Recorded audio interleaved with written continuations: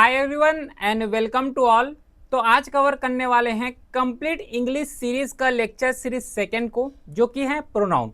एक चीज बस ध्यान रखना, यहाँ पे एक वर्ड लिखा हुआ है क्योंकि मैं रीडिंग बिटवीन लाइंस में काम करता हूँ, क्योंकि ये पूरा प्रहार बैच है तो बेसिक से एडवांस कवर कर रहे हैं। तो मैं यहाँ पे एक वर्ड लिख सकता था क्योंकि डाउट भी हो सकते हैं ना, तो इस डाउट को मैं यहीं पे जो है सॉल्व कर रहा हूँ। बाकी एक सरप्राइज भी है, उसको मैं अभी रिवील भी करने वाला हूँ, सिलेक्शन से रिलेटेड है। देखो यहाँ पे एक वर्ड लिखा हुआ है कंप्लीट इंग्लिश करके, मेक श्योर करना यहाँ पे कंप्लीट ग्रामर करके नहीं लिखा हुआ है, ठीक है। कंप्लीट यहाँ पे इंग्लिश लिखा हुआ है। कंप्लीट इंग्लिश मतलब ग्रामर सेक्शंस को भी कवर करेंगे, और ग्रामर सेक्शंस के साथ ही साथ जो वोकैबुलरी वाला सेक्शन है उसको भी कवर करेंगे। लेकिन वोकैबुलरी वाले सेक्शंस के लिए इंग्लिश बूस्टर और वोकैबुलरी बूस्टर यहाँ पे रनिंग है। इंग्लिश को अगर सबसे ज्यादा एडवांसमेंट में लेके जाना है, एडवांटेजेस अगर इंग्लिश सेक्शंस का अगर सबसे ज्यादा चाहते हो, तो मेक श्योर करना कि इंग्लिश बूस्टर और वोकैबुलरी बूस्टर को मस्ट है, उसको फॉलो करो। टेलीग्राम चैनल में उसका कुछ कोई फीस वीस कुछ चार्ज नहीं कर रहे हैं, ठीक है। क्योंकि मैं देखो, मेरे को ये भी पता है कि इंग्लिश सब्जेक्ट कुछ लोगों का स्ट्रांग हो सकता है और मोस्टली का तो वीक ही होते हैं इंग्लिश, ठीक है। क्योंकि प्राइमरी लैंग्वेज नहीं होता इंग्लिश, बल्कि पढ़े ही होते हैं। क्योंकि जो भी क्लास में पढ़े हैं, कॉलेजेस में पढ़े, सब एकेडमिक इंग्लिश ज़्यादा कवर करते हैं, कंपटीशन इंग्लिश कवर नहीं करते उतना हद तक। तो मेक श्योर करना, अगर ट्रस्ट कर रहे होंगे, ठीक है, तो इंग्लिश बूस्टर वोकैबुलरी बूस्टर को यहाँ पे फॉलो करना बहुत ही ज़्यादा ईजी हो जाएगा, बहुत ज़्यादा हेल्पफुल होगा। बाकी क्लासेस तो यहाँ पे रनिंग है ही है, और वहाँ से इंग्लिश भी कवर हो जाएगा, वोकैबुलरी, वन वर्ड सब्स्टिट्यूशन है ना, ग्रामर भी वहाँ चेक हो जाएगा। तो हर एक चीज़ वहाँ पे भी है। टेलीग्राम चैनल का लिंक भी डिस्क्रिप्शन में दिया हुआ है, तो उसको एक बार मस्ट है फॉलो करना। एटलीस्ट जो एग्जाम है, चाहे सीडीएस का टारगेट किए हो, एनडीए का टारगेट या फिर एफकेट का टारगेट लेके चल रहे हो, तो एटलीस्ट एग्जाम तक उसको फॉलो करो। रीडिंग स्पीड बहुत अच्छे तरीके से बढ़ जाएगा, और उसी के साथ जो एक्यूरेसी होता है, उस एक्यूरेसी के भी जो है उसको फॉलो कर पाओगे एक्यूरेसी के साथ, ठीक है। तो आज कवर करने वाले हैं कंप्लीट प्रोनाउन को। और देखो, इस क्लास को अगर अवनी, ठीक है, अगर देख रहे होंगे तो सबसे पहले तो कांग्रेट्स, ठीक है। एफ कैट एंट्री से सिलेक्शन ली, उसके लिए बहुत ज़्यादा कांग्रेट्स हैं, ठीक है, थम्स अप है, खूब आगे बढ़ो। और उसी के साथ जो है व्हाट्सअप तो आया हुआ है, मैं तो यहाँ तो पिन नहीं कर सकता, लेकिन टेलीग्राम चैनल में उसको शेयर भी कर दूंगा, है ना। तो सबसे पहले तो कांग्रेट्स इसके लिए। देखो, कोई स्टूडेंट का अगर इस तरीके से सिलेक्शन हो रहा है और क्रेडिट अगर हमें मिल रहा है, ठीक है, अगर क्रेडिट हमें दे रहे हो तो बहुत ही ज़्यादा ये हमारे लिए यूजफुल होगा। इससे यही पता चल जाता है कि कंटेंट किस लेवल के है, और इस कंटेंट को पढ़ के, क्योंकि ये जो एफ कैट का क्लासेस है वो प्रीवियस ईयर भी कवर किए थे, ठीक है, वन शॉट के फॉर्म में भी कवर किए थे, एमसीक्यू भी वहाँ पे ट्राई किए थे, सॉल्व भी किए थे प्रॉपर एमसीक्यू के वे में, मैं जो है उसको कवर करा ही रहा था, ठीक है। रीजनिंग का भी हुआ था, इवन जीके का भी वन शॉट मैं लेके आया था, प्रॉपर एग्जाम ओरिएंटेड ही थे। तो प्रीवियस क्लास से सिलेक्शन ली, उसके लिए बहुत ही ज़्यादा यहाँ पे कांग्रेट्स हैं, क्रेडिट दी उसके लिए भी थैंक यू सो मच। फिर फाइनली स्टार्ट करते हैं अपना प्रोनाउन सेक्शंस को। देखो, कोई भी चीज़ यहाँ पे पढ़ाया जा रहा है तो इतना कंफर्म है कंटेंट के लिए कि इतना यहाँ पे गारंटेड हो जाता है कि श्योरिटी रहो, ठीक है। क्योंकि इवन अभी तक ऐसा कोई बैच नहीं है, लेकिन अभी एप्लीकेशन डेवलप भी हो रहा है, तो वहाँ पे प्रॉपर लॉन्च करेंगे जिसमें से डायरेक्टली 1-to-1 इंटरेक्शन हो जाएगा। लेकिन ये जो बैच है, बैच पूरा यहाँ पे एग्जाम तक ही कवर रहेगा, मतलब एग्जाम जो आएगा तो एग्जाम तक पूरा सिलेबस कवर हो जाएगा, तो इसका गारंटी हम लेते हैं। बाकी इंग्लिश सेक्शंस के स्पेशली जो है इंग्लिश बूस्टर और वोकैबुलरी बूस्टर को फॉलो करो, वहाँ पे बहुत ज़्यादा हेल्पफुल मिल जाएगा, ठीक है। मैं इसलिए बोल पा रहा हूँ क्योंकि मैं ये नहीं चाहता कि इंग्लिश सेक्शंस की वजह से किसी स्टूडेंट का सिलेक्शन ना हो। इंग्लिश हो गया, रीजनिंग हो गया और मैथ्स हो गया, यही तो एक स्ट्रॉन्गेस्ट पॉइंट होता है।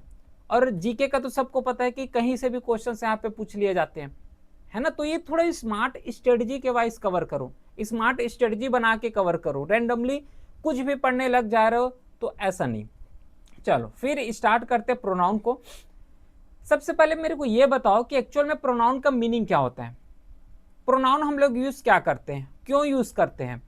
जैसे कि प्रीवियस लेक्चर में कवर किए थे, क्लास में कवर किए थे कि नाउन के बारे में, कोई भी थिंग्स हो गया, ठीक है, कोई भी थिंग्स हो गए, थिंग के साथ कोई भी अगर नेम हो गया, नेम के साथ अगर कोई प्लेसेस हो गए, तो इन सब के केसेस में यूज करते हो नाउन ही है। सब इसको क्या बोलते हैं, नाउन ही बोलते हैं, कल के क्लास में डिस्कस किए थे। अच्छा, अब मैं एक चीज यहाँ पे क्लियरली बोल रहा हूँ, क्योंकि देखो मेरा टारगेट वही रहता है कि दो टाइप के यहाँ पे इंग्लिश होते हैं। क्लास को फॉलो कर रहे होंगे तो ये पता होगा, एक एकेडमिक इंग्लिश और एक कॉम्पिटिशन इंग्लिश। मैं चाहूँ तो डायरेक्टली कॉम्पिटिशन से भी स्टार्ट कर सकता हूँ, लेकिन मैं ये नहीं चाहता कि बीच बीच में बार बार यहाँ पे डाउट्स आए। तो पहले मैं थोड़ा सा टाइम लेके बेसिक जो एकेडमिक इंग्लिश है उसको कवर करूंगा, बेसिक्स को कवर करेंगे, फिर कंपटीशन लेवल में आएंगे।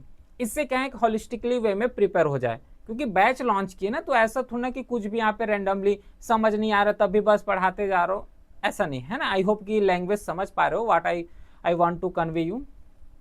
तो देखो बार बार हम लोग क्या बोलते हैं, जैसे कि मैं एक एग्जांपल लेता हूँ, राम इज, बहुत फेमस एग्जांपल है, सभी यही एग्जांपल यूज करते हैं। Ram is going, Ram is going and then Ram walks to reach to school and so they तो यहाँ पे प्रोनाउन हो जाएगा ना, फिर दे, सो राम टीचेस अस। चलो एक रैंडमली सेंटेंस बना दिए पूरा है 2 लाइन का। अब यहाँ पे एक चीज क्लियरली देख रहे होंगे कि मैं बार बार एक ही वर्ड यूज कर रहा हूं, Ram is going and then Ram walks to reach to school, फिर से राम यहाँ पे आ रहा है, and then so Ram teaches us. तो बार बार यहाँ पे राम राम राम इस तरीके से जो है प्रोनाउंशिएट हो रहा है। अब ये राम एक जस्ट एग्जांपल लिया हूं, कुछ भी यहाँ पे एग्जांपल ले सकते हो। जैसे कि अगर कोई प्लेसेस का बात करना है या फिर कोई यहाँ पे मॉन्यूमेंट्स का बात करना है, जैसे कि ताजमहल हो गया, ताजमहल इज, या फिर ताजमहल के रेस्पेक्ट में बार बार ताजमहल ताजमहल ताजमहल बोल रहे हो। प्लेसेस में दिल्ली दिल्ली दिल्ली इस तरीके से बार बार बोल रहे हो, तो इससे क्या है थोड़ा सा ऑकवर्ड टाइप लगता है, ठीक है, उतना अच्छे तरीके से मीनिंग जो है या फिर सेंटेंस जो है क्लियरली एक्सप्रेशन नहीं दे पा रहे हैं। तो इसके लिए हम लोग क्या करते हैं कि राम को बार बार न यूज करके, हम एक बार राम तो यूज कर लिए, राम जब यूज कर लिए तो सेकेंड बार क्या करते हैं कि ये राम को यूज ना करके हम लोग इसके जगह ही यूज कर सकते हैं। यहां पे राम यूज ना करके इसके जगह ही यूज कर सकते हैं। समझ पा रहे हो? अब क्या हो जाएगा, Ram is going and then he walks to reach to school. अब यहां से एक मीनिंग क्लियरली समझ आ रहा होगा, है ना, और एक सेंटेंस प्रॉपर फ्लो में भी मेंटेन हो रहे होंगे कि Ram is going and then he walks to reach to school. Sentence में मत जाना, सेंटेंस पहली बात एक गलत लिखा हुआ है ना, मैं भी जान रहा हूं इसको, लेकिन समझाने के तौर पर, क्योंकि बस मेरा ये टारगेट रहता है कि समझ जाओ, कैसे भी तरीके से समझो, है ना, और एग्जाम में अच्छे तरीके से क्लियर भी करो। राम इज गोइंग, अब उसके बदले मैं बार बार राम ना यूज करके उसका प्रोनाउन यूज कर सकता हूं। तो जो राम के बदले हम लोग यूज कर रहे हैं, जैसे कि यहाँ पे ही यूज कर रहे हैं, तो इसी को ही यहाँ पे प्रोनाउन बोले जाते हैं, इसी को ही प्रोनाउन बोलते हैं। जैसे कि मैं ताजमहल यूज कर रहा हूं, तो ताजमहल बार बार ना यूज करके अगर मैं उसके जगह और कुछ वर्ड यूज कर दूं तो उसको प्रोनाउन बोलते हैं। भाई बार बार यहाँ पे जैसे कि दिल्ली दिल्ली इस तरीके से बार बार मैं सेंटेंस में यूज कर रहा हूं, तो बार बार दिल्ली दिल्ली न यूज करके उसके जगह मैं कुछ अदर वर्ड ऐड कर दूं, वर्ड कुछ भी हो सकता है, उसको प्रोनाउन बोलते हो। सिंपल सा लॉजिक यहाँ पे लगाओ कि जो नाउन के बदले में यूज करते हो उसको प्रोनाउन बोलते हैं, बस दैट्स इट। इसके अलावा हमें कुछ नहीं जानना है, क्योंकि हमें बस सीडीएस इंडिया एफकेट ये सब एग्जाम क्लियर करना है, उतना ही कवर करेंगे।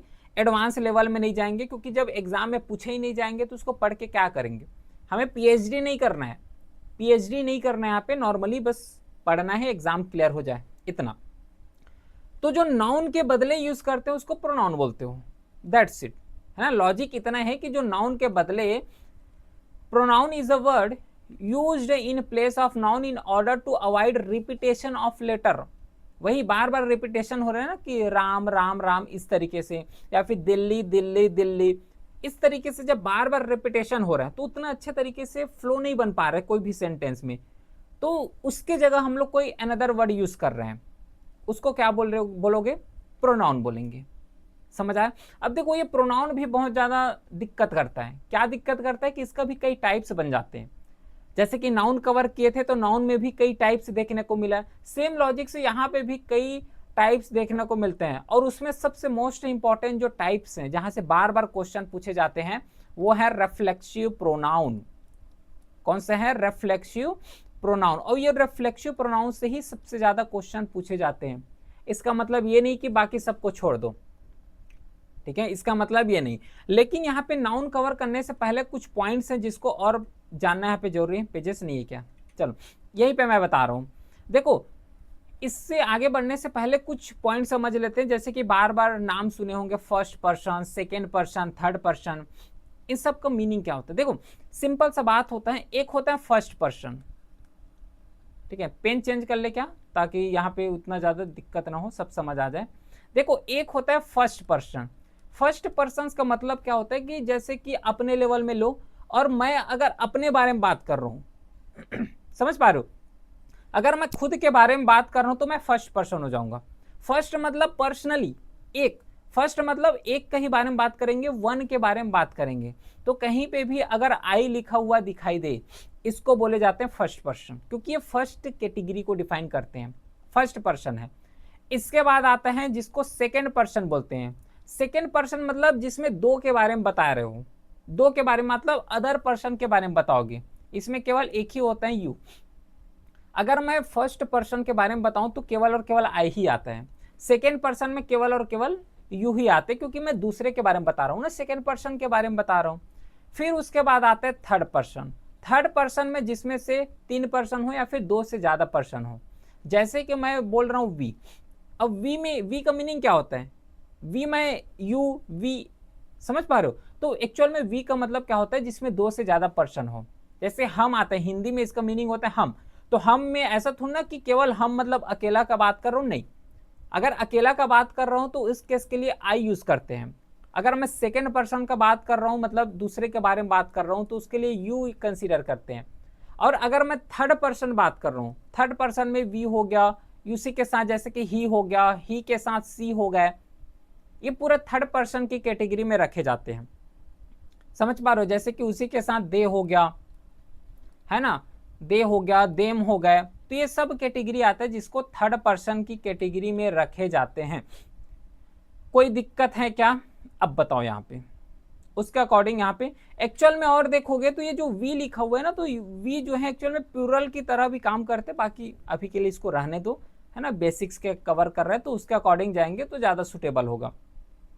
तो यहां तक समझ आ गया क्या कि first person, second person, third person, और आई होप कि इसमें कोई कंफ्यूजन नहीं होंगे, कोई भी कंफ्यूजन नहीं होंगे। अब आते हैं थोड़ा सा इसका टाइप्स के बेस में, क्योंकि एकेडमिक भी कवर करना और एकेडमिक के साथ जो है हमें आगे भी तो कवर करना है ना, कंपटीशन वाला। तो प्रोनाउन सबसे पहले मीनिंग समझ आ गया। अब सबसे पहले एक टाइप आता है जिसको पर्सनल प्रोनाउन बोलते हैं।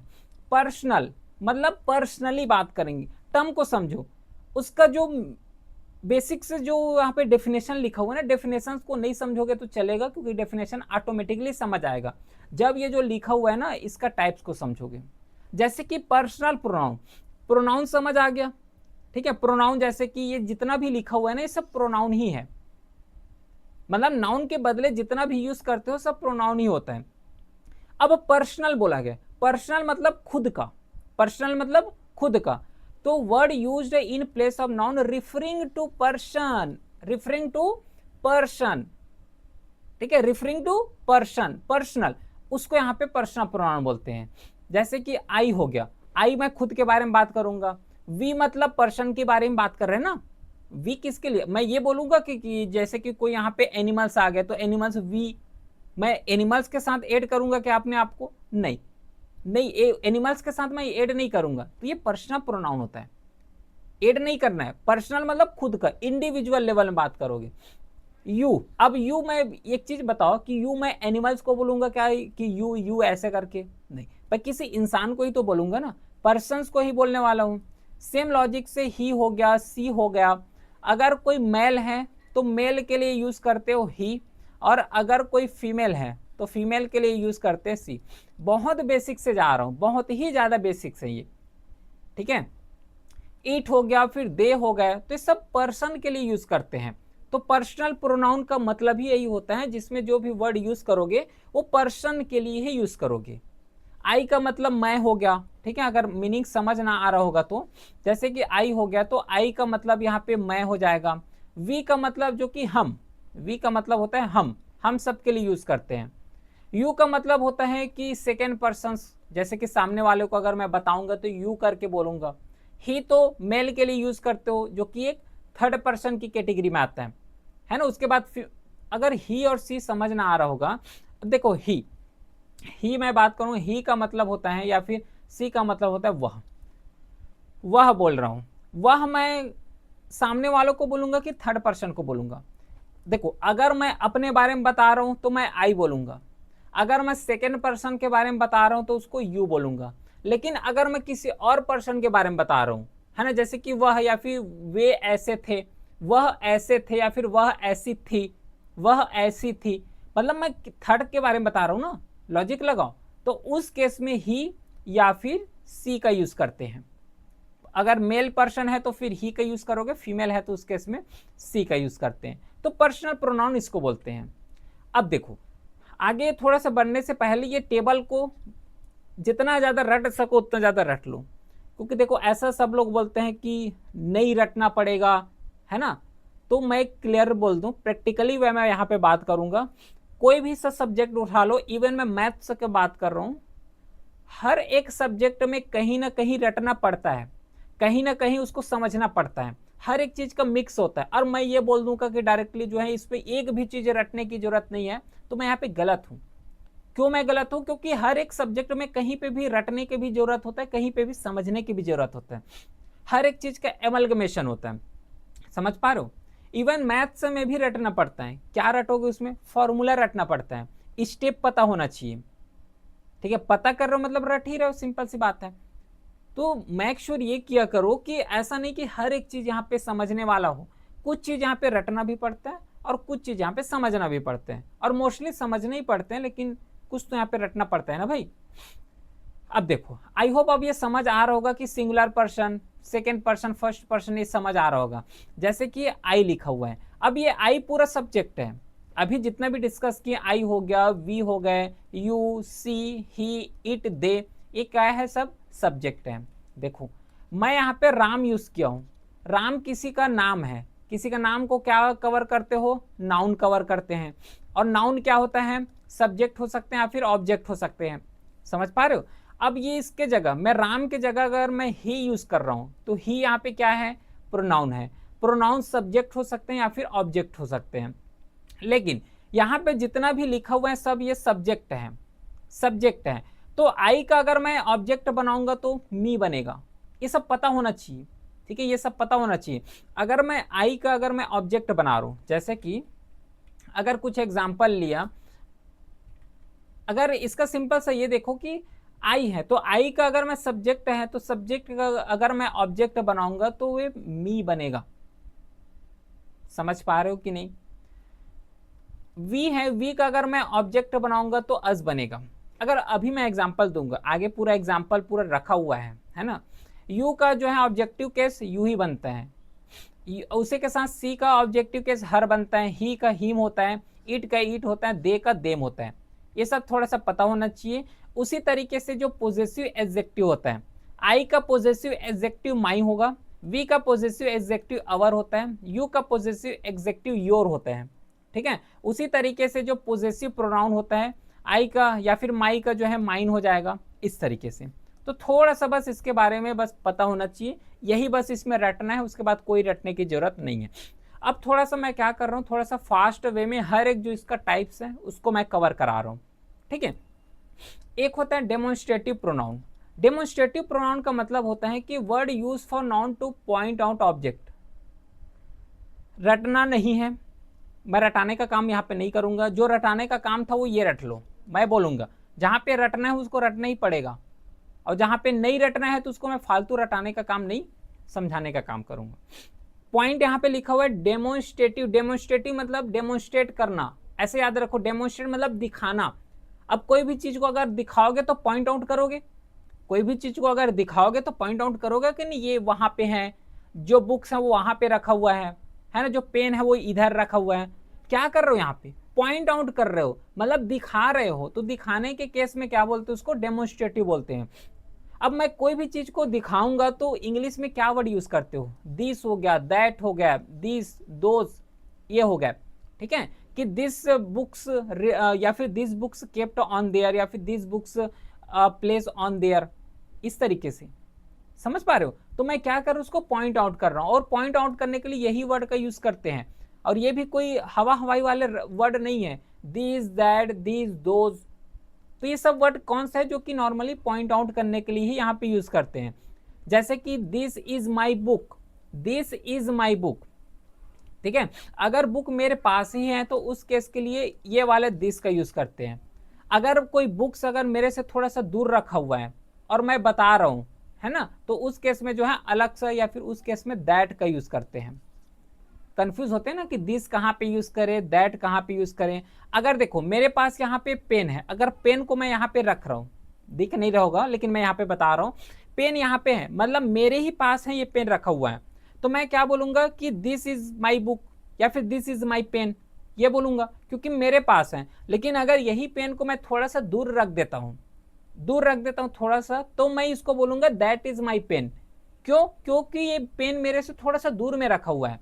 तो जब दूर में रखा हुआ है तो उस केस के लिए दैट का यूज करते हो, और अगर बिल्कुल पास में रखा हुआ है तो पास वाले केस के लिए हम लोग दिस का यूज करते हैं।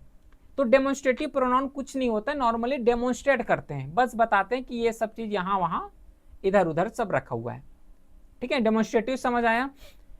इसके बाद आते हैं relative pronoun. Relative pronoun normally relate करने के लिए यूज करते हैं, रिलेटिव प्रोनाउन नॉर्मल रिलेट करने के लिए यूज करते हैं। एग्जाम्पल लिखते हैं जैसे कि the book that I bought is very costly, very costly, ये एक लिखा हुआ है कि the book that I bought. अब देखो यहां पे द बुक दैट मतलब ये जो बुक है उसको दैट के साथ क्या कर रहे हो, रिलेट कर रहे हो। जो बुक है उसको दैट के साथ रिलेट कर रहे हो कि द बुक दैट आई मतलब ये तो जो बाकी सेंटेंस लिखा हुआ है ना कि I bought is very costly, I bought is very costly, तो क्या बॉट किए हो, क्या खरीदे हो, क्या खरीदे हैं, बुक खरीदे हैं, लेकिन उसको रिलेट करने का काम दैट के द्वारा किए जा रहे हैं कि the book that I bought is very costly. मतलब इसमें क्या हो रहा है कि कोई भी एक्सप्रेशन है उसको वर्ड के साथ क्या करने का काम कर रहे हैं, कनेक्ट करने का काम कर रहे हैं, रिलेट करने का काम कर रहे हैं, तो उस केस में उसको रिलेटिव प्रोनाउन बोलते हैं। और रिलेटिव प्रोनाउन नॉर्मली हु हो गया, विच हो गया, दैट हो गया, हुज, होम, इन सब वर्ड के साथ ही इसको रिलेट करते हैं। पॉइंट समझना इसका, रिलेटिव है ना, नॉर्मली रिलेट करने का काम करते हैं। जैसे कि the man who has just enter the room is my friend. अब ये हु क्या कर रहे हैं, इस मैन को तो यहाँ पे कनेक्ट कर रहे हैं। यहाँ पे ऐसा भी बोल सकते हैं कि just enter the room is my friend, बल्कि सेंटेंस यहाँ पे अलग बनेगा, लेकिन अगर इसी को बस ट्राई करके देखोगे कि just enter the room is my friend, तो इससे कुछ चीज समझ नहीं आ रहा है। लेकिन ये जो हु है ना, हु इस पर्सन को कनेक्ट कर रहे हैं, जो द मैन लिखा हुआ है उसको कनेक्ट कर रहे हैं। तो यही वर्ड होते हैं जिसमें से मोस्टली 99% यहाँ से रिलेट कर देते हैं, इसको रिलेटिव प्रोनाउन बोलते हैं। उसके बाद आता है इंटेरोगेटिव। इंटेरोगेटिव में कुछ नहीं होता, नॉर्मली जो क्वेश्चन पूछे जाते हैं, जैसे कि हु टुक माई बैग हो गया, और ये भी समझ जाओगे जिसके लास्ट में अगर क्वेश्चन मार्क है तो उसको इंटेरोगेटिव प्रोनाउन ही बोलते हैं। और नॉर्मली हु, विच, दैट इन्हीं सब वर्ड के साथ यूज करते हो, जैसे कि होम डिड यू मीट, है ना, whose books are this, what are you doing, है ना, व्हाट शर्ट इज दिस, समझ पा रहे हो, हुज बुक इज दिस। तो ये सब क्या होता है, इंटेरोगेटिव प्रोनाउन होते हैं, उसके कैटेगरी में रखे जाते हैं। समझ आया, क्लियर। उसके बाद आता है इंडेफिनिट प्रोनाउन। इंडेफिनिट प्रोनाउन जिसका मीनिंग यहाँ पे पूरा इंडेफिनिट ही होता है, मतलब पूरा वेग होते हैं, जनरल मीनिंग होते हैं, और ये उतना हवा हवाई वाले बात नहीं करते, ऐसे याद रखो। इंडेफिनिट एक होता है डिफिनिट, डिफाइनाइट जिसे बोलते हैं, आर्टिकल में कवर करेंगे इसको। एक होता है डिफिनिट और एक होता है इंडेफिनिट। इंडेफिनिट, डिफिनिट मतलब कोई भी चीज यहाँ पे डिफाइन होता है, उसका हर एक चीज के बारे में हमें पता होता है, क्योंकि डिफिनिट है ना। डिफिनिट का मतलब क्या होता है, जैसे कि कोई शेफ है तो इस शेफ के बारे में हमें पता है कितना लंबाई चौड़ाई ये सब है, क्योंकि ये डेफिनेट के कैटेगरी में है। लेकिन इनडेफिनिट के बारे में क्या होता है कि हमें कुछ भी नहीं पता होता है। इनडेफिनिट होता है, कुछ भी नहीं पता हमें कि कहाँ आया, कैसा आया, हमें ABCDs के बारे में कुछ भी नहीं पता। तो जो जनरल मीनिंग देते हैं, जो वेग हैं, उतना ज्यादा मीनिंग को एक्सप्रेस नहीं कर पाते, उसको इंडेफिनिट प्रोनाउन बोलते हैं। जैसे कि एवरीबडी हो गया, एवरीबडी में कौन एवरीबडी, नोबडी हो गया तो कौन, या फिर समबडी तो कौन समबडी, इतना क्लियरली मेंशन नहीं कर पा रहे हैं। समथिंग या फिर ईदर हो गया, नीदर हो गया, ऑल हो गया, मच हो गया। तो कौन मच कौन ऑल उतना अच्छे तरीके से एक्सप्लेन नहीं कर पा रहे हैं। तो जो भी वर्ड नाउन जो होते हैं नॉर्मली वेग या फिर जनरल मीनिंग शो करते हैं उसको इंडेफिनिट प्रोनाउन बोलते हैं। समझ आया ये एकेडमिक वाला। नेक्स्ट जो प्रोनाउन है वो है रिफ्लेक्सिव प्रोनाउन, और सबसे ज्यादा जो पूछे जाने वाले यही होते हैं। रिफ्लेक्सिव प्रोनाउन होता है नॉर्मली पर्सनल प्रोनाउन को इम्फेसिस करने का काम करते हैं। जैसे मैं इसको डेकोड कर रहा हूं, ठीक है। पर्सनल प्रोनाउन, पर्सनल प्रोनाउन किसको बोलते हो? जैसे कि माई, माई पर्सनल प्रोनाउन है कि नहीं? बिल्कुल है। अब माई जो लिखा हुआ है ये पर्सनल प्रोनाउन है, लेकिन अगर मैं इसको इम्फेसिस करना चाह रहा हूं, इसमें थोड़ा सा मैं और जोर देना चाह रहा हूं, तो इसमें मैं क्या ऐड कर दूं? सेल्फ ऐड कर देता हूं। क्या बन गया? माई सेल्फ बन गया। पहले जो माई है तो माई एक्चुअल में पर्सनल प्रोनाउन है, कवर किए हैं अभी कुछ ही टाइम पहले। तो माई एक्चुअल में जो है पर्सनल प्रोनाउन है, लेकिन माई जो है पर्सनल प्रोनाउन है, उसके साथ जो यहाँ पे सेल्फ लगा दो। सेल्फ इसीलिए लगा रहे क्योंकि जो पर्सनल प्रोनाउन है उसमें हमें थोड़ा सा और जोर देना है, और ज्यादा यहाँ पे जोर दे के बात करना उसको, इसलिए माई सेल्फ हो गया। अब माई सेल्फ अगर हो गया तो उसको रिफ्लेक्सिव प्रोनाउन बोलते हैं। तो लास्ट में कोई भी वर्ड की पहचानने का सिंपल सा मेथड बता रहा हूं। वर्ड के लास्ट में अगर सेल्फ लिखा हुआ है या फिर सेल्फ लिखा हुआ है, वो सब रिफ्लेक्सिव प्रोनाउन की कैटेगरी के अंदर में ही आए जाते हैं, उसी के अंदर में ही रखते हैं। पर्सनल प्रोनाउन, अगर पर्सनल प्रोनाउन को ज्यादा इम्फेसिस करना है तो उस केस के लिए रिफ्लेक्सिव प्रोनाउन का यूज करते हैं। या फिर सिंपल सा ऐसा समझो कि लास्ट में जिसका सेल्फ आ गया, सेल्फ आ गया, ये सब रिफ्लेक्सिव प्रोनाउन की कैटेगरी में रखे जाते हैं। समझ आ गया। इसके बाद आते हैं डिस्ट्रीब्यूटिव प्रोनाउन। एक होता है डेमोन्स्ट्रेटिव प्रोनाउन। डेमोन्स्ट्रेटिव प्रोनाउन जिसमें से वर्ड यूज करते हैं, दिस हो गया, दैट हो गया, है ना, दोस हो गए, जो कि नॉर्मली डेमोन्स्ट्रेट करने का ट्राई कर रहे हैं, डेमोन्स्ट्रेट करते हैं। लेकिन डिस्ट्रीब्यूट कर रहे हैं, डिस्ट्रीब्यूट मतलब क्या होता है? किसी चीज को बांटना, हिंदी में यही मीनिंग होता है। तो ये जो डिस्ट्रीब्यूटिव प्रोनाउन है ये इंडिविजुअल के लिए यूज करते हो, एक अकेला इंसान के लिए या फिर ऑब्जेक्ट के लिए। कॉमन सेंस ही बात है कि कोई भी चीज को बांटोगे तो एक एक इंसान को ही तो बांटते चले जाओगे ना आगे। ऐसा तो नहीं कि सबको जो है ये लो एक चीज मैं दे रहा हूं, जैसे कि कोई मैं एक गिफ्ट दे रहा हूं और उस गिफ्ट को जो है आपस में सब लोग बांट लेना। ऐसा केस होगा क्या? नहीं होगा। स्वाभाविक बात है ना, कि स्वाभाविक ये बात है कि मैं कोई भी चीज अगर किसी को गिफ्ट दे रहा हूं तो किसी एक इंडिविजुअल को दूंगा, और लेकिन अगर मैं किसी और को देना चाह रहा हूं तो उसके लिए अलग से खरीद के लाऊंगा, दो गिफ्ट लेके आऊंगा जिससे दो लोगों को दे सकूं। तो डिस्ट्रीब्यूटिव का मतलब क्या होता है? डिस्ट्रीब्यूट करना, और इंडिविजुअल को ही तो डिस्ट्रीब्यूट करोगे।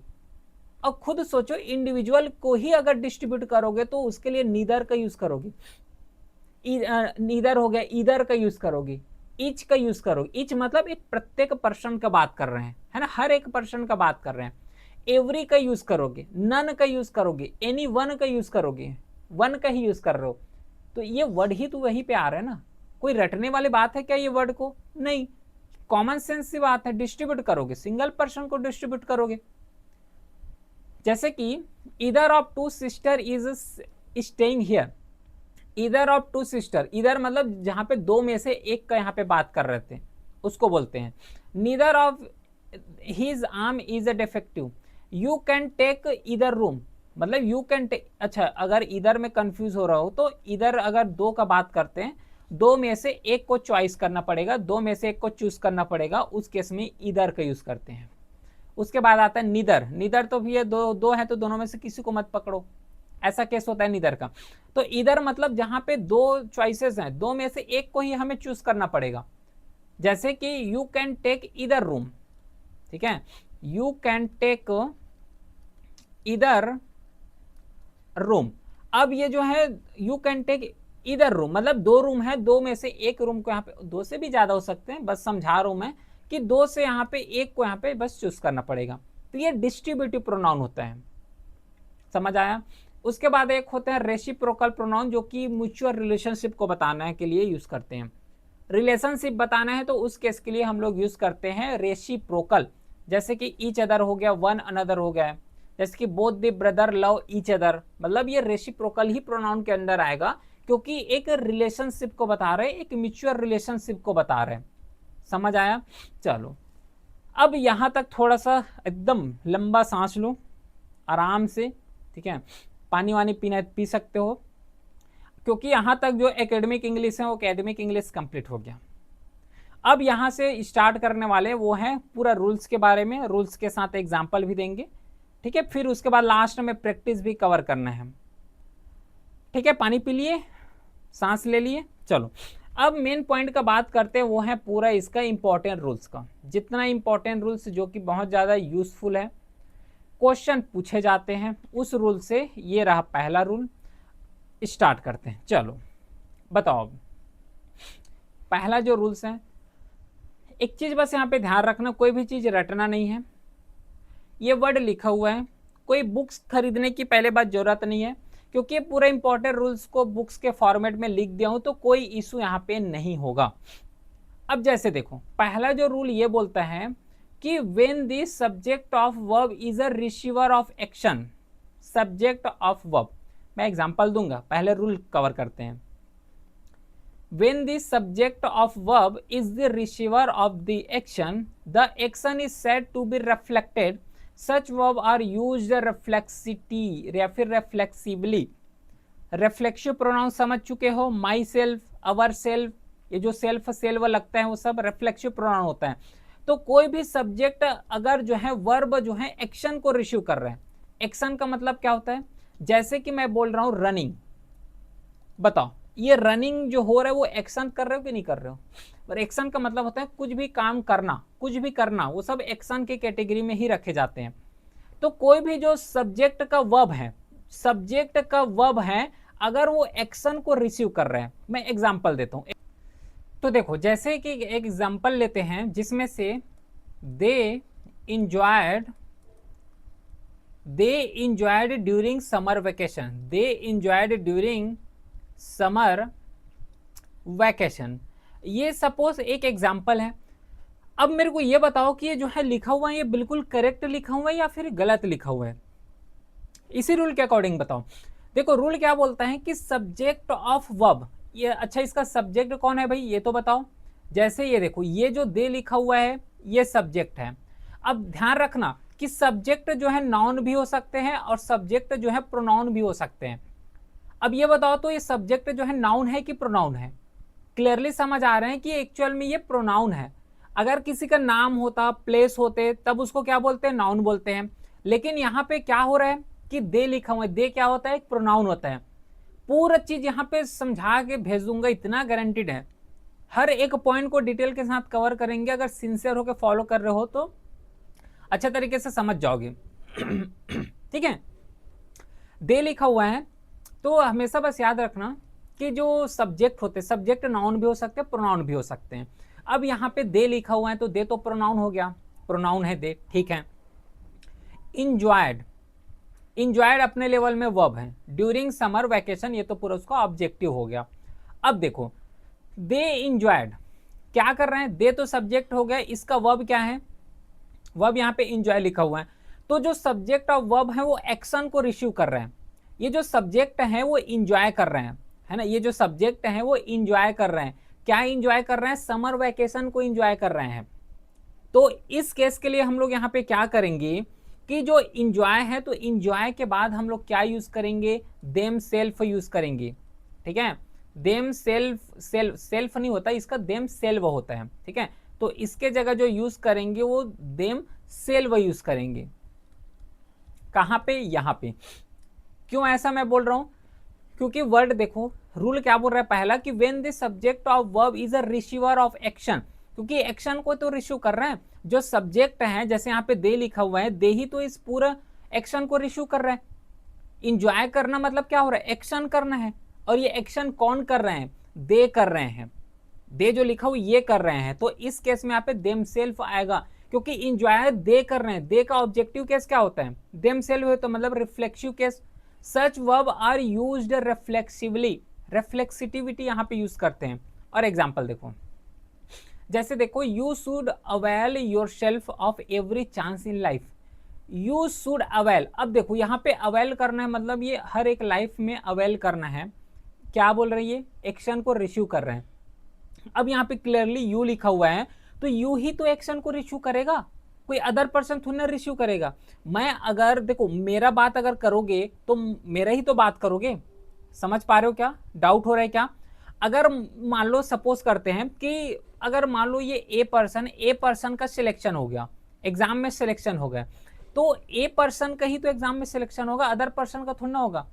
मैं ऐसा थोड़ा ना बोलूंगा कि ए पर्सन का सिलेक्शन हुआ है और मैं बी पर्सन के बारे में बता रहा हूं कि उसका सिलेक्शन हो गया, ये तो गलत हो जाएगा, क्योंकि सिलेक्शन ए पर्सन का हुआ है। तो उसी के रेस्पेक्ट में यू को जो है ज्यादा इम्फेसिस करने के लिए यहाँ पे योर सेल्फ लिखे गए हैं। यू का रिफ्लेक्सिवली क्या होता है? योर सेल्फ होता है, क्योंकि बात यू का ही कर रहे हैं। जब बात यू का कर रहे हैं तो her self our self use नहीं कर सकते। क्या का यूज करेंगे? योर सेल्फ का यूज करेंगे। ठीक है, जैसे कि ये तो सही है, बिल्कुल सही है। इसके बाद लिखा हुआ है कि he resign himself to his failure. बताओ सही है क्या?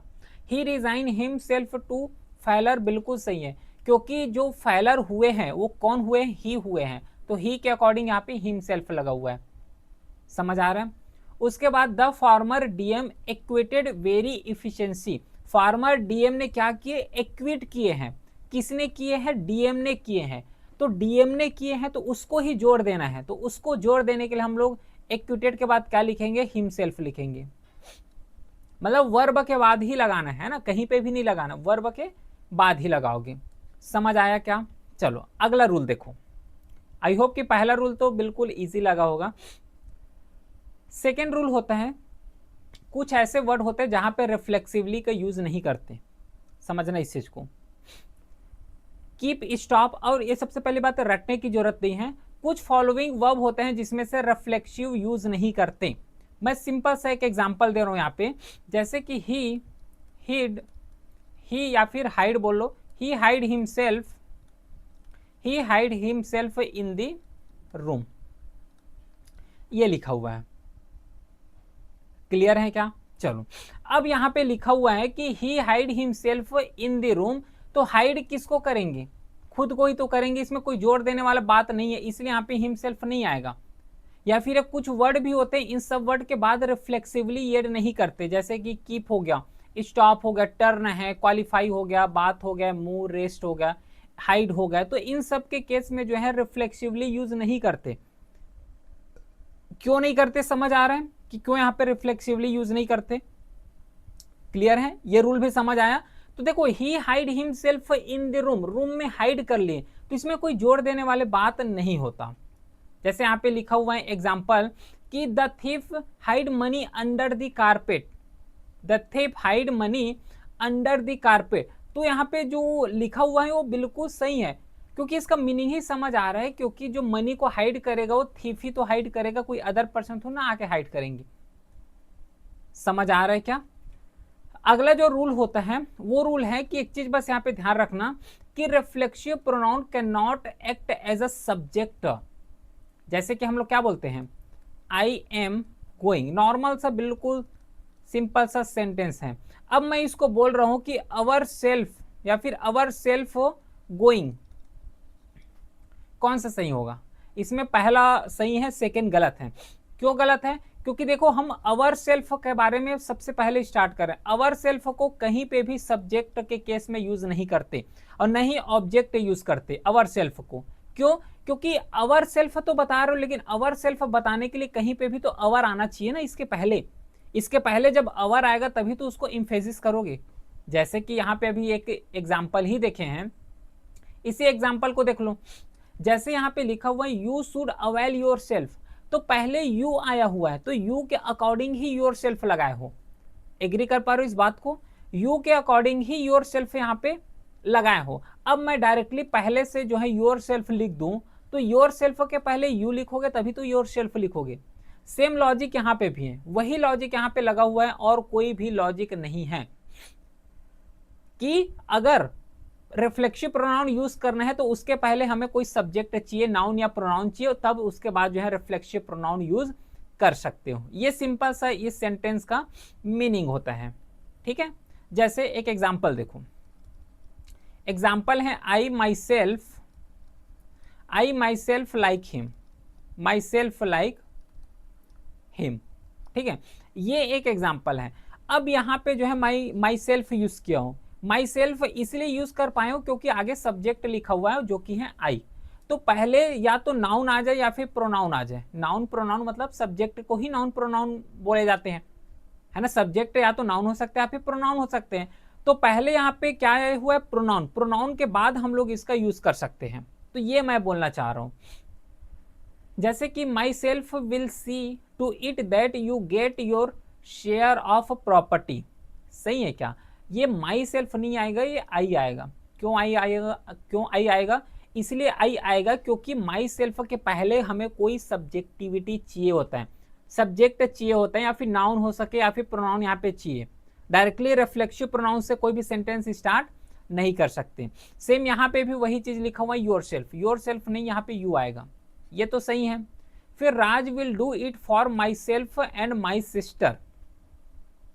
My self and my sister सही है क्या? बताओ तो, इसको बताओ। अब देखो यहां पे माई सेल्फ लिखा हुआ है, माई सेल्फ के पहले किसी के बारे में बताया है? माई सेल्फ के पहले यहाँ पे माई सेल्फ लिखा हुआ मतलब इसके पहले माई आना चाहिए, प्रोनाउन आना चाहिए, तभी तो उसके अकॉर्डिंग लगाओगे ना। तो यहाँ पे माई सेल्फ की जगह सिंपल सा मी आ जाएगा। ठीक है, वही बताया कि नाउन या फिर प्रोनाउन चाहिए होता है इसके लिए। अब माई सेल्फ या तो देखो, क्योंकि राज लिखा हुआ है ना, और राज के केस में क्या यूज करोगे? राज यहाँ पे मान लो मेल का नाम है तो इसके लिए ही यूज करोगे। अब ही है तो इसका जो सब्जेक्टिविटी केस बनेगा वो हिम सेल्फ बनेगा, लेकिन यहाँ पे तो माई सेल्फ लिखा हुआ है, समझ पा? इसलिए इसको मी किए हुए हैं। ठीक है, क्योंकि माई सेल्फ है, माई सेल्फ का जो पॉजिटिव होता है, पॉजिटिव एडजेक्टिव जो होते हैं वो मी होते हैं। क्लियर है? समझ आ रहा है क्या? चलो अगला देखो। नेक्स्ट रूल है कि the verb to be. To be का मतलब होता है एम हो गया, आई हो गया, आई हो गए, उसके बाद एम हो गया, आर हो गए, ठीक है, वाज हो गए, वर हो गया। इन सबको क्या बोलते हैं? टू बी फॉर्म बोलते हैं या फिर बी फॉर्म बोलते हैं। तो जब भी इस तरीके के वर्ब आए तो उसके बाद जो है सब्जेक्टिव फॉर्म आना चाहिए। When verb to be should be followed by subjective form when the complement is pronoun। ये तो पूरा यहाँ पे लिखा हुआ है, बाकी कुछ एग्जाम्पल लेते हैं, एग्जाम्पल के थ्रू और अच्छे से समझ आ जाएगा। जैसे देखो, was it her who did it for you। ये जैसे कि यहाँ पे दिया हुआ है कि was it her who did it for you, ये सेंटेंस यहाँ पे सिंपल से दिया हुआ है। अब यहाँ पे देखो, जहां पे भी टू या फिर बी का फॉर्म आ जाए, बी का फॉर्म मतलब इज, बी का फॉर्म मतलब होता है एम, उसी के साथ आई हो गया, आर हो गया, वाज वर हो गए, हैज हैव हो गए, तो इसके बाद हमें क्या लेना है? सब्जेक्टिविटी फॉर्म लेना है। ऑब्जेक्टिविटी फॉर्म नहीं लेना है, ऑब्जेक्टिव अलग होता है। जैसे कि आई हो गया, आई का ऑब्जेक्टिव मी हो जाता है ना। वी का जैसे कि ऑब्जेक्टिव देखोगे तो अस हो जाता है, वी का ऑब्जेक्टिव, समझ पा रहे हो? जैसे कि ही है तो ही का हिम हो जाएगा, सी का हर हो जाता है। उसी तरीके से जब भी is, am, are, was, were, has, have आ जाए तो उसके बाद जो है हमेशा सब्जेक्टिव फॉर्म लिए जाते हैं। जैसे कि यहाँ पे लिखा हुआ है was it her who did it for you. Was it her. अब मेरे को ये बताओ कि जो हर लिखा हुआ है ये हर सब्जेक्टिव फॉर्म है कि ऑब्जेक्टिव फॉर्म है? पहले तो ये क्लियर बताओ। ये जो हर लिखा हुआ है, सबसे पहले बात, ये कौन सा फॉर्म है? ये ऑब्जेक्टिव फॉर्म है। लेकिन रूल के अकॉर्डिंग यहाँ पे क्या आना चाहिए? सब्जेक्टिव फॉर्म आना चाहिए। तो हर यहाँ पे नहीं आएगा, हर के जगह यहाँ पे सी आ जाएगा कि what is see who did it for you. Easy लग रहा है? बिल्कुल इजी है। और एग्जाम्पल देखे क्या? जैसे देखो, it is me who have bought you home. Me यहाँ पे लिखा हुआ है और इसके पहले देखो इज लिखा हुआ है।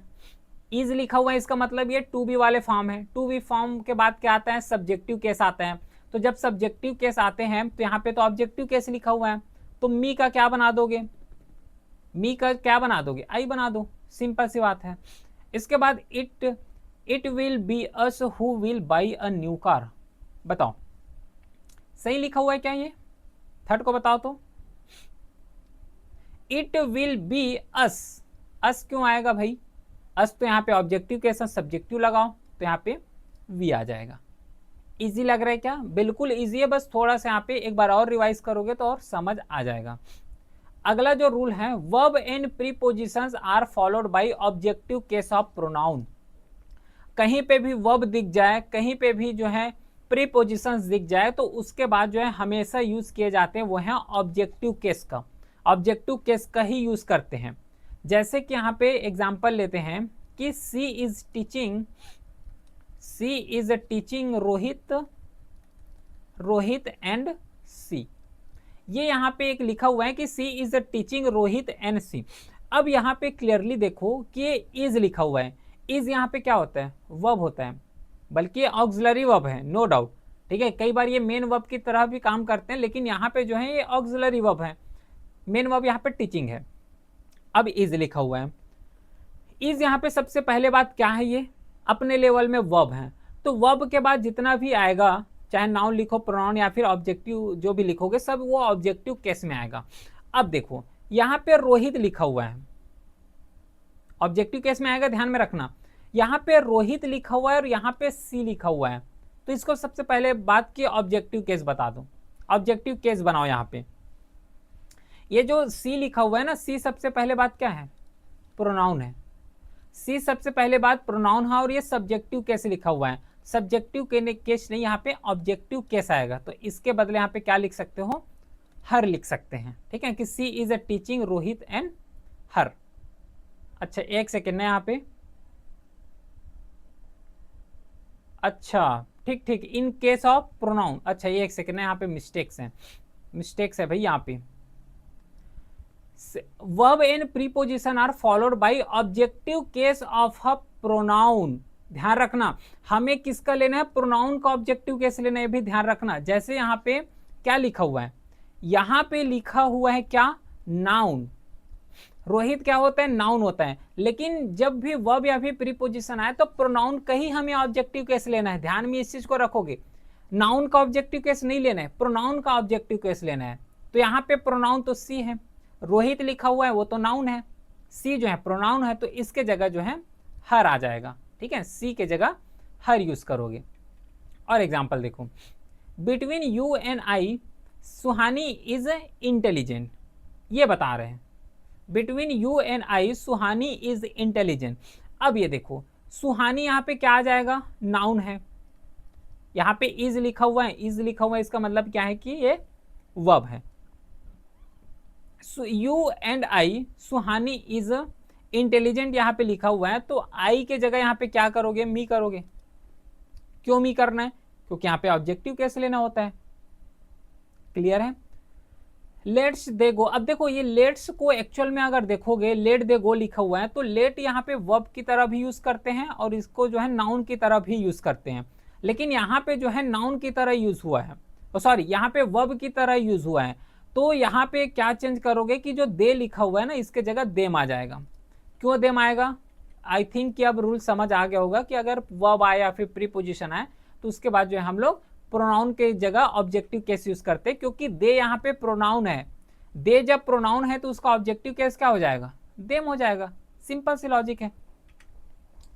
अगला रूल, ये जो है निगेटिव और पॉजिटिव वाले आते हैं। अगर कोई सा भी सेंटेंस अगर किस में हो, बताओ तो इसको।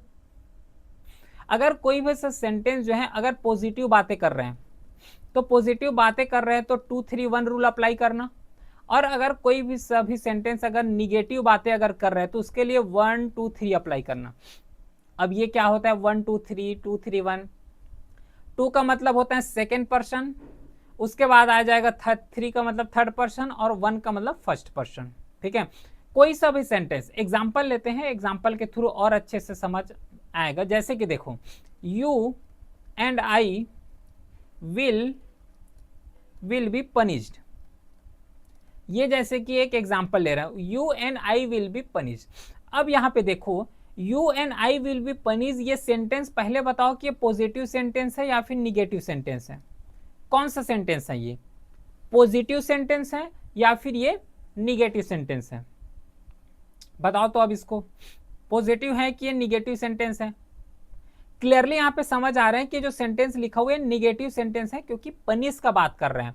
तो जब ये पनिश का बात कर रहे हैं, निगेटिव सेंटेंस है, तो हम लोग ये 1 2 3 रूल लगाएंगे। 1 2 3 में जितना भी यहाँ पे प्रोनाउन लिखे रहेंगे उसमें सबसे पहले फर्स्ट पर्सन आएगा, फिर सेकेंड पर्सन आएगा, फिर थर्ड पर्सन आएगा। यहाँ पे यू लिखा हुआ है तो यू यहाँ पे सेकेंड पर्सन है, लेकिन सबसे पहले फर्स्ट पर्सन आना चाहिए, तो यहाँ पे आई है तो आई यहाँ पे आएगा, एंड हो गया। उसके बाद सेकेंड पर्सन, फिर यू यहाँ पे आएगा, फिर विल बी पनिश, तब जाके करेक्ट होगा, है ना। तो प्रोनाउन, नाउन या फिर प्रोनाउन जो है अधिकतर प्रोनाउन ही यूज करते हैं। तो कोई भी सेंटेंस अगर निगेटिव है तो ये वाला सीक्वेंस बनेगा। होता है ना कि अगर मैं यहाँ पे यू लिख रहा हूँ, फिर आई लिख रहा हूँ और उसी के साथ जैसे कि ही लिख रहा हूँ, अब ये तीनों पर्सन की कैटेगरी के लोग यहाँ पे हैं। अब पहले किसको अरेंज करोगे, पहले यू आएगा कि पहले आई आएगा, फिर पहले ही आएगा, क्या आएगा? ये कौन सा डिफाइन करते हैं? ये रूल डिफाइन करते हैं। पॉजिटिव है तो 2 3 1 और निगेटिव है तो 1 2 3, इस तरीके से। समझ आया? एग्जाम्पल लेते हैं, जैसे कि I and you will be attend her wedding tomorrow. I and you will attend her wedding tomorrow. अब ये वेडिंग में जाने का बात कर रहा है, शादी में जाने का बात कर रहा है, तो नॉर्मली ये पूरा पॉजिटिव सेंटेंस है, कहीं पे भी निगेटिव नहीं है। तो पॉजिटिव सेंटेंस है तो 2 3 1 रूल अप्लाई करो। मतलब पहले जो है सेकेंड पर्सन आएगा, आई लिखा हुआ है, आई तो क्या होता है, आई तो फर्स्ट पर्सन है, यहाँ पे सेकेंड पर्सन लिखा हुआ है, यू को पहले लिखो एंड उसके बाद थर्ड पर्सन आएगा। अब देखो यहाँ पे कि थर्ड पर्सन तो यहाँ पे नहीं है, डाउट हो सकता है ना, कि पहले जो है सेकेंड पर्सन आएगा, फिर थर्ड पर्सन आएगा, फिर फर्स्ट पर्सन आएगा। समझ पा रहे हो? तो यहाँ पे तो थर्ड पर्सन नहीं है, तो थर्ड पर्सन नहीं है तो उसको छोड़ो, उसके बाद तो फर्स्ट पर्सन आए ना, तो इसके बाद लिख दो आई, फिर नॉर्मली एज इट इज सबको लिख दो। Second question, he and you will share the mango. अब ये भी पॉजिटिव है, तो पॉजिटिव के केस में यही 2 3 1 का रूल लगता है। तो सबसे पहले सेकेंड आएगा तो यहाँ पे इसके जगह यू आ जाएगा और इसके जगह ही आएगा, करेक्ट हुआ। You Mohan and I will watch movie two night. अब देखो you Mohan and I will watch movie two night, ये भी जो है पॉजिटिव सेंटेंस ही है। तो पॉजिटिव के केस में 2 3 1 यूज करते हैं। तो सबसे पहले 2 लिखा हुआ है, फिर थर्ड पर्सन लिखा हुआ है, फिर ये तो बिल्कुल सही है, ये तो बिल्कुल सही है, कोई इशू नहीं है इसमें। We you and they are living for Mumbai, ये भी पॉजिटिव है। तो सबसे पहले सेकेंड पर्सन आएगा, नहीं यहाँ पे जो है यू यहाँ पे आ जाएगा। अच्छा एक सेकेंड ना, we you and they are living for Mumbai tomorrow, ये तो बिल्कुल करेक्ट है भाई, ये तो बिल्कुल करेक्ट है, 2 3 1 को ही फॉलो कर रहे हैं। इसके बाद you and I will be punished, ये पूछे गए हैं, you and I will be punish. अब इसका तो एग्जाम्पल अभी लिख के बताया हूं, बताओ अब कहां पे कोई दिक्कत हो रहा है क्या? कहीं पे भी दिक्कत हो रहा है क्या? नहीं हुआ, ठीक है। चलो अगला क्वेश्चन, अगला मतलब रूल की तरफ। अब कहां कहां पे जो है पॉजेसिव एडजेक्टिव का यूज करते हैं, कौन से जगह जो है पॉजेसिव एडजेक्टिव का यूज करते हैं, और पॉजेसिव केस ऑफ प्रोनाउन, अगर प्रोनाउन आ रहे हैं तो पॉजेसिव केस होता है। अब देखो यहाँ पे क्लियरली कुछ रूल्स लिखे हुए हैं, इसको तो अपने लेवल में कवर कर सकते हो, बस थोड़ा सा जानना यहाँ पे जरूरी है। मैं 1 बाय 1 करके इसको बताऊंगा, क्योंकि बुक्स का जरूरत ना पड़े इसलिए सब चीज को मैं लिखा हूँ, अदरवाइज तो फिर नॉर्मली लिख लिख के भी बताता, लेकिन अगर बुक्स की जरूरत ना बुक्स की जरूरत ना पड़े इसलिए सब चीज को यहाँ पे लिखा हूँ। जैसे देखो अगर कोई 2 सब्जेक्ट ज्वाइन हो रहा है, as well as, together with, along with या फिर नॉट से, तो इस सब के केस में क्या यूज करते हो? पॉजेसिव एडजेक्टिव का यूज करते हैं। आगे मैं बताऊंगा, नॉर्मली बस इसको पढ़ो, अभी पूरा एग्जाम्पल के थ्रू पूरा डिटेल के साथ कवर करेंगे। When 2 subjects are joined by either or, neither nor, not only but also, तो the possessive case of pronoun is used according to nearest subject, nearest subject के अकॉर्डिंग यहाँ पे use करते हैं, मैं बताऊंगा अभी, ठीक है। अभी थोड़ा सा पेशेंस रखो, इसको पहले कवर करते हैं। When the pronoun each, every, neither, either, anyone, may, more, ये सब अगर यूज कर रहे हो तो जो possessive case should be third person singular आएगा। तो दे में रिफर टू 2 और more than 2 object of person, ये लिखा हुआ है। वेन, अच्छा 1 अगर आ रहा है कोई भी सेंटेंस में, अगर 1 है तो उसका जो पॉजेसिव केस बनता है वो 1 से बनता है, इसको याद रखो। अगर 1 है तो उसका पॉजेसिव जो केस बनता है वो 1 से बनता है। When a pronoun is used for more than one noun or pronoun or different person, the possessive case is the form of first plural and the second person plural. ये सब क्या लिखा हुआ है, ये कुछ समझ नहीं आया होगा। अब एग्जाम्पल में आओ। एग्जाम्पल बहुत सारा है, इससे रिलेटेड एग्जाम्पल बहुत सारा रखा हुआ है ताकि हर एक एग्जाम्पल के थ्रू अच्छे से समझ आ जाए। अब देखो पहला क्या बोला है कि each boy and each teacher is required to bring their luggage. बताओ इसमें क्या गलत है। Each boy and each teacher is required to bring their luggage. अब देखो यहां पे अगर कोई ईच वाले आ रहे हैं, देखो यहां पे वेन दी प्रोनाउन अगर ईच हो गया, एवरी हो गया, नीदर ईदर हो गया, एनीवन हो गया, तो are used as a subject the positive case should be third person singular होना चाहिए।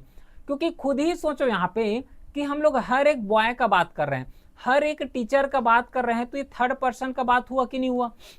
लॉजिक लगाओ, खुद से लॉजिक लगाओ इसमें कि हर एक बॉय का बात कर रहे हैं, हर एक टीचर का बात कर रहे हैं, तो ये क्या हो रहा है, ये थर्ड पर्सन आ रहे हैं। तो थर्ड पर्सन की कैटेगरी में देयर का यूज कहां, इसके जगह हम लोग यूज करेंगे वो है हिज का। हिज का यूज यहां पे किए जाते हैं। समझ पा रहे हो क्या। क्योंकि देखो ईच बात करें ना, ईच ईच अगर बॉय है तो ही का यूज करोगे, गर्ल्स है तो सी, मतलब यहाँ पे गर्ल्स है तो सी का यूज करोगे, ठीक है। तो ही का क्या हो जाता है, हिम होता है ऑब्जेक्टिव केस, और सी का क्या होता है, हर हो जाते हैं। तो each boy and each teacher is required to bring their luggage, नहीं हिज लगेज होगा, देयर तो किसी और का हो जाएगा फिर। समझ आया। देखो अब one should do his duty sincerely, वही बताया हूं, one should do his duty sincerely. Correct है क्या, गलत है। ये गलत क्यों, क्योंकि अगर कोई सेंटेंस वन आ रहा है या फिर कोई सेंटेंस में वन से स्टार्ट हो रहा है, सेंटेंस में अगर वन आ रहा है तो उसका जो पॉजेसिव केस बन जाएगा वो हिज नहीं बनेगा, उसका वंस बनता है, वंस बनता है, ठीक है। ये एक रूल है, आगे लिखा हुआ है, वही तो बताया। Neither the student nor the teacher was playing in their proper uniform. Neither the student nor the teacher was playing in their proper uniform. बताओ अब देखो नीदर द स्टूडेंट, स्टूडेंट का बात कर रहे हो, स्टूडेंट कौन से कैटेगरी में आते हैं, थर्ड पर्सन की कैटेगरी में आते हैं।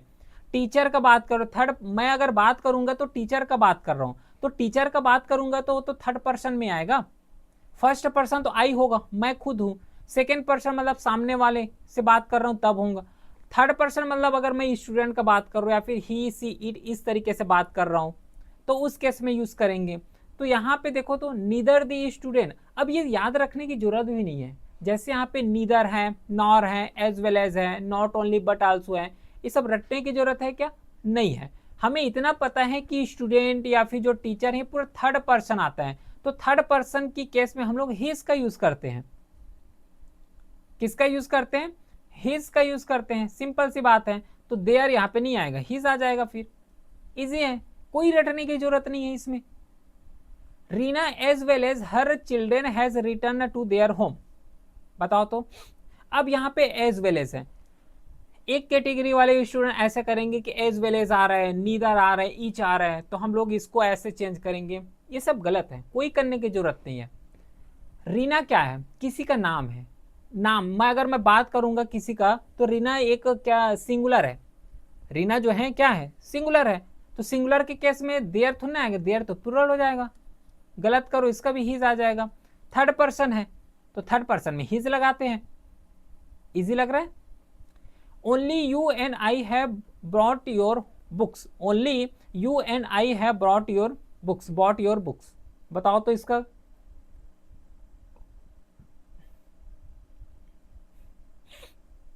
Only you and I have bought your books, your नहीं आएगा, अवर आएगा, अवर आएगा। क्यों अवर आएगा, क्योंकि बात किसका कर रहे हो, यू का और आई का। यू का भी बात करो, आई का बात करो, दोनों का बात करो।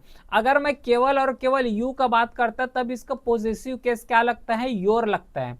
लेकिन इसके साथ आई भी है, मतलब दोनों का बात कर रहा है, तो दोनों के केस में अवर लगेगा। देख लो डेफिनेशन यहाँ पे, कहाँ पे, ये देखो योर वाला केस बताया ना, ये वाला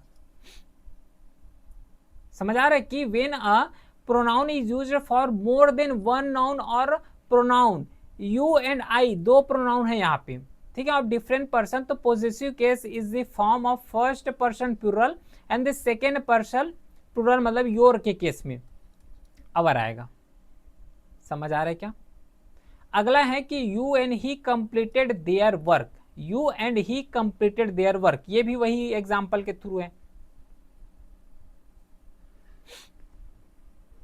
यू एंड ही, अच्छा एक चीज और मैं बता देता हूं, यहाँ पे एक डाउट हो सकता है कि यहाँ पे यू आया हुआ है, यहाँ पे ही आया हुआ है, तो देयर तो नहीं आएगा, इतना तो हम लोग पता है, हमें पता है कि देयर तो नहीं आएगा, लेकिन किसके अकॉर्डिंग पॉजिटिव केस लगाओगे? ही के अकॉर्डिंग पॉजिटिव केस लगाओगे कि योर के अकॉर्डिंग पॉजिटिव केस लगाओगे? तो ध्यान रखना इस केस में जो ये वाला होता है ना, इसके जो फर्स्ट होते हैं उसके अकॉर्डिंग यहाँ पे लगाते हैं। तो यहाँ पे जो देयर है ना, तो देयर के जगह योर आ जाएगा। सही है, देयर के जगह योर आ जाएगा, क्योंकि यू का पॉजिटिव केस योर होता है, और टेबल में बताया था ना इस सब चीज को। Have you he and I received their letters, have you he and I received their letters, बताओ इसको करेक्ट बताओ। तो यू ही एंड आई तीन लोगों का बात कर रहे हैं, देयर नहीं, यहाँ पे अवर आएगा, देयर नहीं यहाँ पे अवर आएगा, क्योंकि तीन पर्सन का बात कर रहे हैं ना, तीनों का बात कर रहे हैं, और तीन से ज्यादा बात करो मतलब अवर का ही यूज करते हो। तो आई होप ये पूरा समझ आ गया होगा, ये सब चीज समझ आया होगा। और नेक्स्ट रूल है, देखो नीदर हो गया, उसी के साथ इधर नीदर ईच अदर हो गया, ये दो पर्सन्स के लिए यूज करते हो और क्लियरली है। इधर मतलब दो पर्सन का ही बातें करोगे, एनी वन, नन या फिर वन अनदर मतलब केवल और केवल दो पर्सन का बात करोगे। अलग बोल दिया क्या? देखो अगर एनी वन है, नन है, वन अनदर है, तो दो से ज्यादा पर्सन के लिए बात करना है। अगर केवल और केवल दो पर्सन है तो उस केस के लिए इधर नीदर ईच अदर इसका यूज करते हैं। लेकिन अगर दो से ज्यादा पर्सन है तो उस केस के लिए any one, none, one another इसका यूज करते हैं। जैसे कि एग्जाम्पल देखो, Indian should never fight with each other, बताओ इसका करेक्ट बताओ। तो ये सही लिखा हुआ है कि गलत बोल दिया? ईच अदर है ना, Indian should never fight each other. अब यहाँ पे देखो ईच अदर लिखा हुआ है, तो ईच अदर किसके लिए यूज करते हो? दो पीपल के लिए यूज करते हैं। अब ये इंडियन का बात कर रहे हैं, तो इंडियन में क्या केवल दो ही पर्सन होंगे क्या? नहीं, इससे कई ज्यादा पर्सन है। इंडिया में तो जो है बहुत ज्यादा पर्सन है, तो ईच अदर न करके यहाँ पे वन अनदर आएगा। क्यों वन अनदर आएगा? क्योंकि दो से ज्यादा लोगों का बात कर रहे हैं। दो से जब भी ज्यादा लोगों का बात करे तो उस केस में वन अनदर यूज करते हैं। Any one of his eyes is defective, any one. अब एनी वन तो पर्सन के लिए बात करते हो, यहाँ पे आईज इज डिफेक्टिव लिखा हुआ है, इधर आएगा। इधर मतलब दो में से किसी एक का बात कर रहे हैं, ठीक है। अब एक चीज और ध्यान रखना, अगर बोथ आ रहे हैं तो बोथ के बाद एंड का यूज करते हैं, नॉट एज वेल एज का यूज नहीं करते। बस इसमें केवल इतना बस याद रखोगे कि बोथ का यूज, बोथ जब कर रहे हो तो पहले बात जो निगेटिव सेंटेंस होते हैं, तो निगेटिव सेंटेंस में बोथ का यूज नहीं किए जाते हैं। प्लस जैसे अगर बोथ का यूज कर रहे हो तो उसके बाद जो एज वेल एज है तो इसका भी यूज नहीं करते। दो ही चीज यहाँ पे होता है कि बोथ का यूज ना तो निगेटिव सेंटेंस में करते हैं और नहीं उसके बाद कोई एज वेल एज का यूज करते हैं। जैसे कि both you as well as, नहीं ये एज वेल एज नहीं आएगा यहाँ पे, ठीक है, बाकी सब सही है। बोथ हम देम आर नॉट गोइंग, अब ये नॉट लिखा हुआ है जो कि एक निगेटिव सेंटेंस है, तो इसके केस में जो है बोथ का यूज नहीं किए जाते। बस इसमें थोड़ा सा इसी पॉइंट को ध्यान में रखना था, ठीक है। अगला नेक्स्ट रूल है कि which is used in place of who when we are referring to choice between two thing या फिर मोर देन पर्सन। इसमें सिंपल सी बात है, अगर चॉइस कर रहे हो, अगर चॉइस कर रहे हो तो चॉइस के केस में हम लोग क्या यूज करेंगे? विच का। विच is used in place of who. देखो एक्चुअल में हु क्या होता है, हु किसी पर्सन के लिए यूज करते हो, हु जो है किसी पर्सन के लिए यूज करते हैं, लेकिन हमें यहाँ पे विच का यूज करना है। विच मतलब जनरल फॉर्म यूज करते हैं, सभी के लिए यूज कर सकते हैं विच। तो विच का यूज करोगे अगर कोई भी चीज का चॉइसेस का बात कर रहे हो तो। जैसे देखो, of two sister who is more intelligence, बताओ तो। ऑफ देखो यहाँ पे हु नहीं आएगा, विच आएगा। क्यों विच आएगा? क्योंकि यहाँ पे वही लिखा हुआ है कि अगर कोई भी चीज को रिफर कर रहे हो, दो चीज को रिफर कर रहे हो, या फिर दोनों चीज में अगर कंपेयर कर रहे हो, या फिर दो चीज में से एक को चूज कर रहे हो, तो उस केस में विच का यूज करते हैं। Who is your father in the crowd, who is your father, ये हु इज नहीं आएगा, ये विच इज आएगा। Which is your father, who is. देखो एक्चुअल में विच का हर एक लेवल में यूज करता है, लिविंग थिंग में भी यूज कर सकते हो, नॉन लिविंग थिंग में यूज कर सकते हो, लेकिन हु क्या होता है कि मोस्टली जो लिविंग थिंग्स हैं उन्हीं सब चीज में यूज किए जाते हैं। ठीक है, फिर who is better of two, who नहीं आएगा, यहाँ पे विच आएगा। बाकी और भी यहाँ पे यूज कर सकते हो, लेकिन विच यहाँ पे अभी के लिए इतना ठीक है। अब देखो यहां तक जितना इंपॉर्टेंट रूल रहे हैं, हर एक इंपॉर्टेंट रूल को यहां तक कवर कर चुके हैं। हर एक रूल यहाँ पे कवर हो चुका है जो मोस्ट इंपॉर्टेंट रहा एग्जाम पॉइंट ऑफ व्यू से। बाकी ये रहा पूरा प्रैक्टिस। अब इस प्रैक्टिस को हमें यहाँ पे कवर करना है जल्दी से। मैं एक्सप्लेन नहीं करूंगा, लेकिन बेसिक्स तो बताऊंगा ही बताऊंगा कि कैसे यूज करना है यहाँ पे। बताओ इसका पहला करेक्ट आंसर बताओ तो। This kind of dresses seem to be expensive but is relatively economical to maintain. Dresses, ये मेरे को बताओ कि ड्रेसेस तो पहनते हो, ड्रेसेस पहनते हो, और ये भी बोल रहे हैं कि this kind of dresses seems to be expensive, मतलब पास ही में होंगे। तो पास में होंगे तो ये वाले प्लूरल का फॉर्म क्यों यूज करना, इस दिस का यूज करते हो, इसके जगह ये दिस आएगा। ठीक है, तो ये यहाँ पे गलत है। Second, it was she who suggested that you be at the door to welcome each participant on their arrival. कौन सा ऑप्शन यहाँ पे गलत हो जाएगा, कौन सा यहाँ पे गलत हो जाएगा बताओ तो।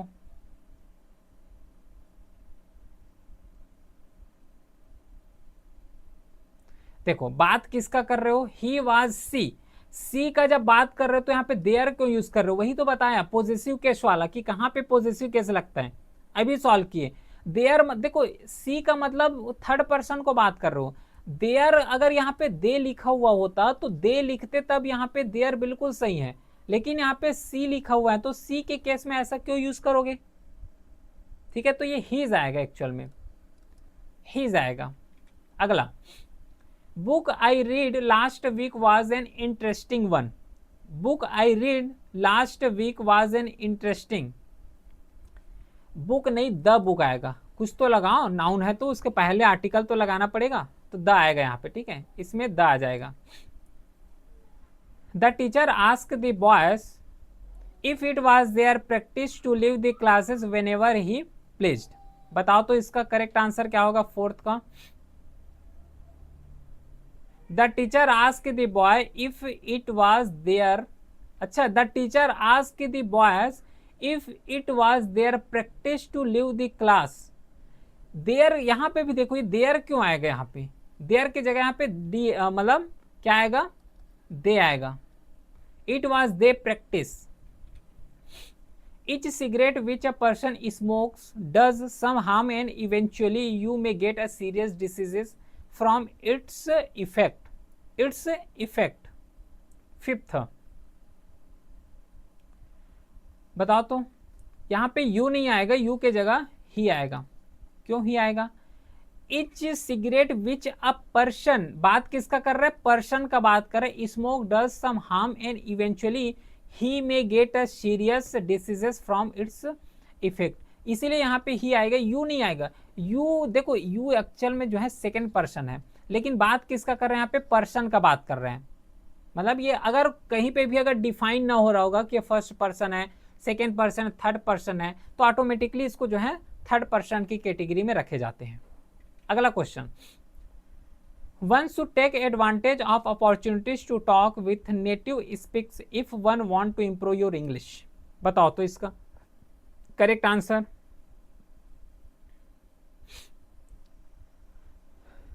अभी पढ़े हैं, अगर वन आ रहा है तो वन के जगह क्या आता है, वंस आता है। वन है तो उसका पॉजिटिव केस वंस आता है। वन आ गया मतलब कहीं ना कहीं वंस आएगा ही आएगा, अगर नहीं आ रहा है तो फिर वो गलत है। The bus was hire by the ladies for its picnic. 7 का, the bus was hire by the ladies for its picnic. Its picnic आएगा कि देयर पिकनिक आएगा, बताओ तो। बर्ड्स, देखो इट्स जो है नॉन लिविंग थिंग के लिए ज़्यादा यूज़ करते हैं। अब भाई कोई भी बर्ड्स जो है बस को हायर किए होंगे तो अपने लिए ही हायर किए होंगे, और ऐसा भी तो नहीं होगा कि बस को हायर किए हैं तो केवल एक ही पर्सन जाएगा, बहुत सारे पर्सन जाएंगे, तो इसलिए यहाँ पे देयर आएगा। The hall is a full, the hall is a full, there is no place for anyone else. 8वां question, the hall is a full. देखो the hall is a full बोले हैं, और यहाँ पे एक वर्ड यूज किए गए हैं प्लेस। प्लेस, प्लेस तो खुद ही हॉल एक प्लेस है, यहाँ पे एक्चुअल में करेक्ट होना था सीट आना था, सीट आएगा तो यहाँ पे बेस्ट होगा। तो आई होप ये सब प्रैक्टिस और अपने लेवल में आप कर सकते हो, है ना। कुछ क्वेश्चंस यहाँ पे लिखे हुए हैं, बताना किस तरीके से जो इसको सॉल्व किए हो, है ना, सॉल्व हो रहे हैं कि नहीं हो रहे हैं, ठीक है। बाकी फिर मिलते हैं हम नेक्स्ट क्लास में, तब तक के लिए thank you, well done, have a great day.